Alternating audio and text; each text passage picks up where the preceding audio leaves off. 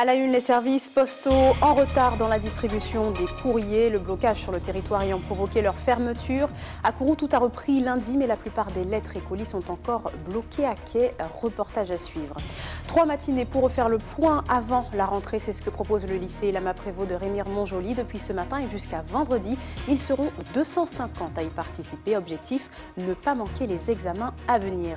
Et puis un groupe d'éclaireurs visitait ce matin les locaux de la collectivité territoriale. Une sortie pédagogique pour s'initier au fondement de la démocratie. Il était question du vote au cœur des échanges aujourd'hui. Je vous le disais, un mois plus tard, les services postaux accusent un lourd retard dans la distribution des courriers. À Kourou, le centre de tri a repris lundi, mais la plupart des lettres et colis sont encore bloqués au port et doivent être livrés au bureau de poste. Jonathan Lariot. La dernière livraison en tant que facteur faite par Laurent date déjà d'un peu plus d'un mois. Avec les barrages, l'arrivée du courrier avait été complètement stoppée. Depuis vendredi, dans la ville de Kourou, Laurent peut à nouveau faire ses livraisons. Ça fait longtemps qu'ils n'ont pas reçu leur courrier. Par rapport à la grève et tout, ça fait un moment que je ne suis pas venu. Pour le moment, le courrier n'est pas encore arrivé, mais quand il va arriver, là, ça va être un peu chaud, mais bon. Les propos de Laurent sont loin d'être disproportionnés, puisqu'au centre postal de la ville de Kourou, depuis plusieurs jours déjà, on trie le courrier en retard. Au total, plus de 4 semaines de retard dans la livraison du courrier à la population. Alors là, déjà, on a reçu le courrier du 23 mars. Donc ça fait déjà un mois de retard. Donc c'est du courrier qui arrivera au fur et à mesure du temps. Je pense qu'il faudra à peu près un mois de retard pour pouvoir tout récupérer. Mais ce que l'on peut voir dans cette salle n'est qu'une infime partie de ce que devront gérer les services de poste sur tout le territoire. Pour les équipes, c'est l'équivalent du double de travail journalier qui devra être fourni. En métropole, la destination Guyane avait été suspendue. Donc il était impossible de pouvoir envoyer des colis, des lettres, etc. depuis nos guichets métropolitains. Fin mars, donc les courriers n'ont pas pu nous parviennent maintenant. Le nombre de conteneurs qui sont en instance au niveau du port, donc il faudra un certain temps pour pouvoir les écouler. C'est du travail conséquent que nous n'avons pas eu depuis quelques semaines, qui nous parvient d'un seul coup, et donc il faut faire face à ces flux. Si le service de poste estime que la totalité du courrier, en tout cas pour la ville de Kourou, sera livrée d'ici un peu plus d'un mois, une chose est sûre, faire sa déclaration d'impôt sera possible pour ne pas gêner la population. Ce courrier sera traité en priorité. Après plus d'un mois de grève générale et de vacances, la rentrée des classes se fera pourtant lundi prochain. Une longue période sans cours que certains ont tenté de rattraper par les ateliers révision proposés pendant les barrages. Mais plusieurs établissements ont choisi d'ouvrir leurs portes un peu plus tôt pour permettre aux classes à examen de se préparer. C'est le cas du lycée Lama Prévost de Remire-Montjoly. Il a lancé aujourd'hui 3 matinées d'école ouverte et accueille 250 élèves. Charlotte Fleury. Il est 10h30 au lycée Lama Prévost. Les élèves volontaires assistent aux cours de soutien proposés par l'établissement dans les matières de leur choix. Même programme pour demain et après-demain, de 8h à midi. L'école ouverte, c'est un atout. C'est un atout, ça fait partie aussi de dispositifs supplémentaires que nous utilisons dans notre établissement, puisque nous avons l'accompagnement personnalisé, nous avons aussi un référent réussite scolaire qui est toujours présent pour accompagner les élèves. Ces cours de soutien sont destinés aux élèves en classe d'examen. Ceux de première et terminale générale, technologique et professionnelle, mais aussi pour les 2e années de BTS. Nous avons à peu près 250 élèves présents aujourd'hui. Ça représente un peu, parce que nous n'avons pas les classes de seconde, donc à peu près 40 à 41% de notre effectif présent. Cette année, l'effectif d'élèves assistant à ces cours, mais également celui des professeurs volontaires, est plus conséquent que les années précédentes. Cette année, effectivement, nous avons une augmentation importante du nombre de professeurs volontaires, puisqu'habituellement nous tournons autour de 12 professeurs, et là nous en avons 24. Je pense qu'il y a la conséquence des mouvements sociaux, et puis ça dénote surtout l'implication des professeurs qui sont aussi inquiets et qui veulent se donner pour la réussite des élèves. En général, 75%. Voilà, 3/4 des élèves y assistent. Là, il y en a un peu plus que d'habitude, c'est-à-dire qu'il y a pratiquement toute la classe. Suite aux événements qui ont eu lieu, bon, il y a plus de 2 semaines de cours qu'ils ont raté, plus une classe qui était en séjour linguistique. Donc ils ont raté pratiquement un mois. Donc les élèves étant inquiets sont tous venus pour assister au cours. Les élèves ont pris un peu de retard sur le programme scolaire durant ce mois de mouvement social et ils en ont conscience. Pourtant, ils semblent plutôt sereins quant à la réussite de leur examen. On essaye de rattraper tout ça. Sur les cours, on a des lacunes. J'ai choisi comme ce matin le français et tout à l'heure l'anglais. Là, en ce moment-là, je suis en gestion sur seuil pour les rattrapages. Comme on a le bac cette année sur ça, coefficient 7. On a raté quand même un mois de cours et on a le bac en fin d'année. C'est quand même important de rattraper un peu de cours. On a quand même eu le temps de réviser chez nous. Il y a eu des cours en même temps dans l'équipe de barrage, donc on a eu le temps. Cet enseignant, habitué des cours de soutien, lui aussi semble confiant quant à la possibilité de rattraper le retard causé par la crise sociale. Je pense que ça va être rattrapable. C'est vrai que les élèves sont restés quand même mobilisés. Ils ont toujours cherché à avoir des cours. On a communiqué avec eux par rapport à des réseaux, enfin Internet. Donc je pense que les cours ont pu être dispensés pas de façon académique normale, mais ils ont pu avoir quand même les ressources nécessaires avec tous les documents, toute la documentation qu'on a sur Internet. Ils ont pu avoir les ressources nécessaires pour réviser. L'école ouverte permet aux élèves d'être accompagnés à la préparation de l'examen, mais également de se remettre dans le bain, quelques jours avant la rentrée qui aura lieu ce lundi. José Achille, Serge Mortin, anciens membres du collectif Les 500 Frères contre la délinquance, reviennent sur les scissions qui ont divisé le groupe, accompagnés d'une grande majorité du collectif et notamment de Mickaël Mancé. Ils ont tenu un nouveau point de presse ce soir pour préciser la création de leur association, les Grands Frères, évolution selon eux du collectif des 500 Frères. Explication au micro de Charlotte Fleury. La rupture a débuté à partir de la préfecture, lorsqu'on est rentré en confrontation avec les gendarmes. Et vous savez, il y a eu deux groupes qui a été fait à ce moment-là, parce que la majorité voulait calmer la population et certaines personnes voulaient rentrer vraiment en épreuve de force contre les gendarmes. Donc lorsqu'on a vu la manière que c'était géré et lors du retour du président, qu'on n'avait pas droit on n'avait pas droit à la parole, c'était qu'on n'était pas en accord avec le président, on était éjecté du groupe. Et dès qu'on ne pouvait pas donner notre opinion, et puis c'était pas géré de la même manière qu'au début. Au début, tout le monde, dès qu'il y avait une action, une décision à prendre, c'était fait de façon collégiale. Dimanche, il devait avoir cette réunion, donc cette assemblée. À l'unanimité, comme vous voyez derrière nous, on aurait voté un nouveau président, un bureau, on aurait concrétisé ce projet qui a réveillé toute une population, donc qui a mobilisé toute une population. Et notre but, c'était de le concrétiser officiellement, en faisant comme n'importe quelle association, une assemblée, une élection, etc. Malheureusement, ça n'a pas pu être fait parce que le président, entre guillemets, a refusé cette possibilité de le faire. Donc aujourd'hui, nous, pour ne pas aller en guerre, on s'est dit qu'on va évoluer et qu'on va aller sur, justement, les grands frères. Je dis que c'est une évolution. Un autre groupe, ça voudrait dire qu'on est à l'opposé. C'est un travail commun, c'est un travail d'intérêt général. En fait, c'est pas un autre groupe, c'est une évolution. Nous considérons que c'est une évolution parce qu'on n'est pas en guerre avec. On se parle, on se voit. Simplement, il y a eu divergence d'opinion et de pensée. Simplement, nous, on a une vision bien précise, José Achille, Mickaël Mancé, nous avons tous une vision bien précise du combat qu'on doit mener. C'est pas un sprint, c'est du long terme. Parce que vous verrez que dans un mois ou deux, malgré qu'il y a eu les accords de Guyane, l'insécurité, elle sera toujours là. Et ça touchera toutes les familles, ça touchera tous les cercles sociaux. Donc c'est un combat de longue haleine.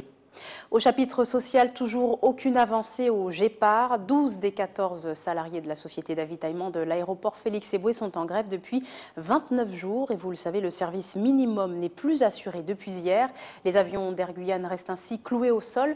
Une délégation de la direction est attendue demain en Guyane. Mais pour les salariés mobilisés, il n'est pas question de rencontrer ses membres. On écoute les explications du délégué syndical UTG Gépard, interrogé par Natacha Maltaverne. Nous sommes au stade où nous voulons négocier avec l'administrateur qui est M. Stéphane Pérez et nous disons que nous ne sommes pas prêts à rencontrer cette délégation parce qu'elle ne vient pas avec les réponses que nous attendons. Elle est composée d'un actionnaire, d'une DRH et en l'occurrence d'un des membres, mais au jour d'aujourd'hui nous sommes au stade des négociations. Vu l'ampleur du mouvement, nous voulons des réponses concrètes et pas une cellule de crise afin d'analyser ce qui se passe car tout a été remis par le biais de notre cahier de revendication et ils ont tous les éléments pour commencer une négociation. L'une de notre première revendication, c'est déjà la remise en place du dialogue social par le biais d'un changement de direction au sein du GEPAR. Car depuis plus de 3 ans, nous subissons pas mal de griefs. Le dialogue social il est rompu au sein du dépôt. Nous avons fait pas mal d'efforts depuis ce laps de temps. Et nous disons que nous ne pouvons plus car on commence à voir se dégager des risques psychosociaux au sein de l'entreprise, des arrêts maladie et pas mal de choses qui courent à une déstabilisation totale du personnel. Et nous disons stop. Derrière ça, il y a également des problèmes techniques liés au manque du personnel et à de l'organisation.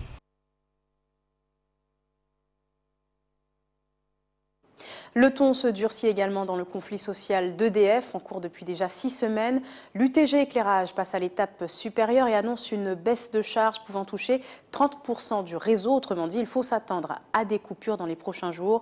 Le syndicat réclame l'annulation du plan d'austérité d'EDF et la démission du directeur en Guyane qu'ils accusent d'agression envers leur secrétaire général. Une plainte a été déposée. Écoutez les précisions de la trésorière de l'UTG Éclairage au micro d'Ayodélie Germain. Malheureusement, on sera obligé de procéder à des baisses de charges.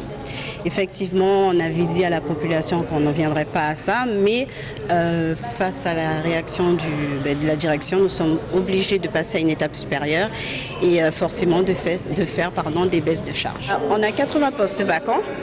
Donc tout ce qu'on demande c'est légitime, c'est des postes qui sont là, qui sont disponibles, nous avons des jeunes et autres qui ont besoin d'emploi.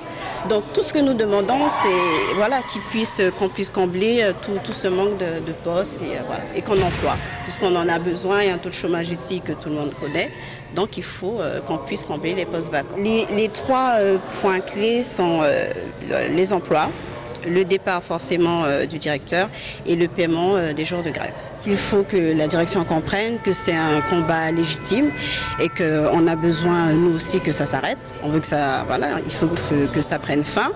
Et en face de nous, on a l'impression d'être face à un mur et on n'a pas d'autre moyen que ça. Et un mot sur le mouvement social au centre hospitalier André Rosemont. Les grévistes de l'hôpital de Cayenne, à l'appel de l'UTG Santé, ont érigé un barrage à l'entrée de l'établissement pour en interdire l'accès, sauf urgence. Action menée pour se faire entendre auprès de la population guyanaise à la veille d'une rencontre prévue avec la direction. Revenons maintenant sur le premier tour de la présidentielle, un scrutin qui a réservé un maximum de suffrages à la candidate du Front National dans les départements d'outre-mer. Mais comment expliquer une telle percée spectaculaire de Marine Le Pen auprès des ultramarins? Élément de réponse avec Louis Sabas. En partie seulement qui n'y doit manger, puis l'autre pas doit manger. Moi-même, j'ai voté Marine Le Pen. 3 jours après le premier tour des élections présidentielles, le score de Marine Le Pen fait encore débat dans la commune. Il faut avoir de conviction. Ces genres de convictions-là, moi, je ne tiens pas à ça. La représentante du Front National est arrivée en tête au prêcheur avec un score de 24,8% des voix devant Jean-Luc Mélenchon pour 22,41% des suffrages. Jean-Marc et Daniel font partie de ceux-là. Pour le premier, il s'agit de vote sanction contre les précédents gouvernements. Non, je n'ai pas voté Le Pen en 2012, mais j'ai voté Le Pen en 2017 avec ces présidents qui viennent passer là. Que de l'argent qu'on dépense, que de l'argent qu'on nous demande. Tout le temps, il faut payer quelque chose. RSI, tout, il faut payer. Alors, je pense avec une note, on ne va pas payer tout ça d'argent. Il faut le faire l'immigration aussi. Parce que les péchés sont en plaque tout notre. En plaque tout notre péché. Tous les jours. Tous les jours, matin, midi, au soir, ici, en Gléga descend ici, à Caillou. Difficultés sociales, rejet de l'étranger et de la politique menée jusqu'alors, en plus d'une forte abstention, font de la candidate FN la grande gagnante du premier tour dans les Outre-mer. Surprenant de la part d'une population métissée, mais qui pourrait s'expliquer par le fait que les messages véhiculés par le parti à la flamme bleu-blanc-rouge ne soient pas entièrement perçus comme ceux qu'ils sont, xénophobes et racistes, aux Antilles notamment. La plupart des gens qui ont voté pour Marine Le Pen dans les DOM bénéficient d'une espèce de mansuétude en termes d'information de leur propre leader politique et de leur environnement. C'est-à-dire que les leaders politiques des DOM passent le phénomène Marine Le Pen à la trappe et considèrent que ce n'est pas un phénomène majeur. Ils n'endossent pas le combat anti-racisme parce que pour eux, il n'y a pas de risque sur les DOM d'une émergence d'une population xénophobe et raciste. Or, c'est le cas. Pourtant, des militants ne cessent d'alerter sur les dangers de l'arrivée du FN au pouvoir. C'est d'abord d'avoir un État raciste au pouvoir, qui considère qui vote pour une France, enfin qui défend l'idée d'une France souveraine en termes purement de département pour nous. Ça veut dire que nous sommes relégués à le côté colonial, enfin ça veut dire que nous allons avoir plus de troupes de CRS ici, qui n'étaient pas là, enfin ils vont être là, qu'on va avoir de moins en moins de pouvoir à la communauté territoriale, et puis ça va être d'un point de vue purement concret, et ça c'est sur tout le territoire national, une coupe des aides, enfin on va couper dans les aides aux plus démunis. C'est ce qu'ils font déjà quand ils sont au pouvoir, hein. Dans les villes où ils sont au pouvoir, c'est les premières choses qu'ils font. Dans 2 semaines, les électeurs martiniquais seront rappelés aux urnes pour le second tour des élections qui opposera Emmanuel Macron à Marine Le Pen. L'occasion de vérifier si elle a fait son plein de voix ou si le FN est en mesure de mobiliser encore plus d'électeurs en sa faveur. Et depuis ces résultats dimanche, ils sont nombreux à inciter à voter contre. Arrivé en tête sur le plan national, Emmanuel Macron était pourtant 4e dans les Outre-mer, derrière Marine Le Pen, Jean-Luc Mélenchon et François Fillon.